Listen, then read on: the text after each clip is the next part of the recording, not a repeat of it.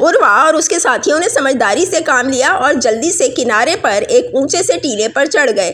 وہاں سے دیکھنے پر معلوم ہوا کہ یہ تو وہی مگرمچھ ہے۔ دریا کے اس حصے میں کافی تعداد میں مچھلیاں بھی پائی جاتی تھیں۔ شاید یہی وجہ تھی کہ مگرمچھ نے ابھی تک کسی پر حملہ نہیں کیا تھا، کیونکہ ظاہر ہے اس وقت وہ بھوکا نہیں تھا، اس کا پیٹ بھرا ہوا تھا۔ پہلے تو یہ سب دوست تھوڑا سا پریشان ہوئے کہ یہ ناگہانی مصیبت کہاں سے آ گئی، لیکن جب ذرا ان کے اوزان بحال ہوئے تو سب کے ذہن میں بار بار یہی بات آ رہی تھی کہ موقع اچھا ہے، کیوں نہ اس مگرمچھ پر کسی طرح قابو پا لیا جائے۔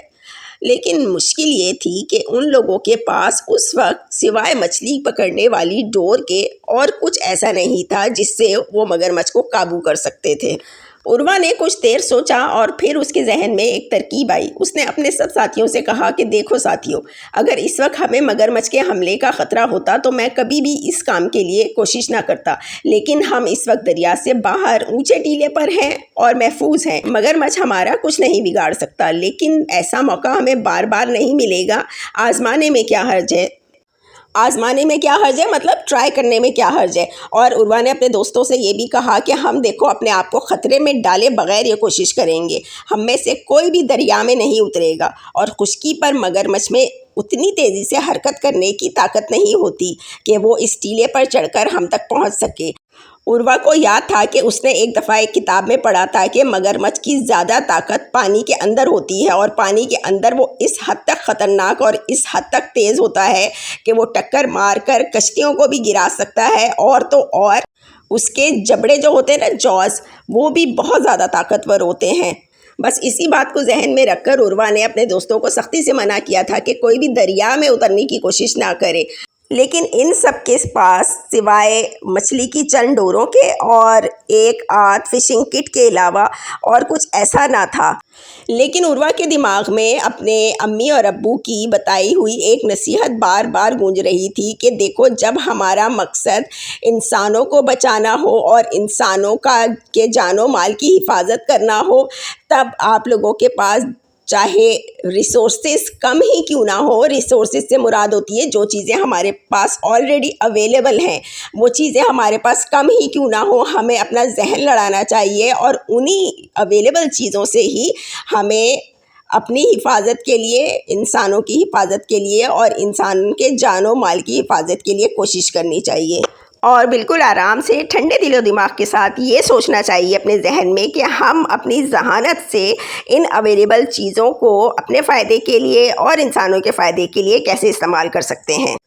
خیر، عروہ اور اس کے ساتھیوں نے اللہ کا نام لیا اور مچھلی کی ڈوروں کو آپس میں ٹوسٹ کر کے باندھنا شروع کر دیا، جیسے کہ چٹیا بنائی جاتی ہے، اور آخرکار انہوں نے اچھی خاصی لمبی اور موٹی سی ایک رسی بنا لی۔ عروہ نے کہیں سے ڈھونڈ ڈانڈ کر ایک اچھا خاصا نوکدار سا پتھر لیا اور اسے اس رسی کے ایک سرے سے باندھ لیا، اور جبکہ جو رسی کا دوسرا سرا تھا اس کو انہوں نے ایک چٹان کے ساتھ خوب کس کے باندھ دیا۔ اور بچوں، آخر میں عروہ کو کیا سوچی کہ اس نے جس سرے کے ساتھ پتھر بندھا ہوا تھا نا، اسی سرے کے ساتھ ایک تازہ شکار کی ہوئی مچھلی بھی باندھ دی۔ مگرمچھ ابھی تک پانی میں یہاں سے وہاں تیر رہا تھا۔ لگتا تھا کہ اب کافی دیر ریسٹ کرنے کے بعد اسے دوبارہ بھوک لگنے لگی ہے۔ عروہ کے دوستوں میں ایک ساتھی جو تھا وہ اچھا خاصا لمبا چوڑا اور تگڑا تھا۔ اس کے ہاتھ میں انہوں نے ڈور تھمائی اور اس ساتھی نے نشانہ تاک کے زور سے ڈور کا وہ سرا مگرمچھ کی طرف اچھال دیا۔ مگرمچھ تازہ مچھلی کی خوشبو پا کر اپنا بڑا سا منہ کھولے تیزی سے لپکا۔ بچوں، جیسے ہی اس نے مچھلی کو ہڑپنا چاہا، لیکن جو وہ پتھر تھا نا، وہ سیدھا جا کر مگرمچھ کے منہ کے اندر لینڈ کر گیا اور اس کے جبڑوں میں اس بری طرح سے پھنس گیا کہ وہ اپنے جبڑوں کو حرکت ہی نہ دے پایا۔ آخر اس نے گھبرا کر ادھر ادھر تیزی سے سر مارنا شروع کیا تاکہ وہ پتھر نکل جائے، لیکن وہ پتھر خوش قسمتی سے ایسا اٹک گیا تھا کہ وہ اپنی جگہ سے ہلنے کا نام ہی نہ لے رہا تھا۔ مگرمچھ نے پلٹ کر دوسرے کنارے کی طرف بھاگنا چاہا، لیکن ایسا کر نہیں پایا۔ اس کی وجہ یہ تھی کہ دوسری طرف سے تو وہ ڈوری چٹان سے بندھی ہوئی تھی۔ مگرمچھ صرف چند فٹ ہی دور جا سکا، یعنی اب وہ پوری طرح سے پھنس چکا تھا۔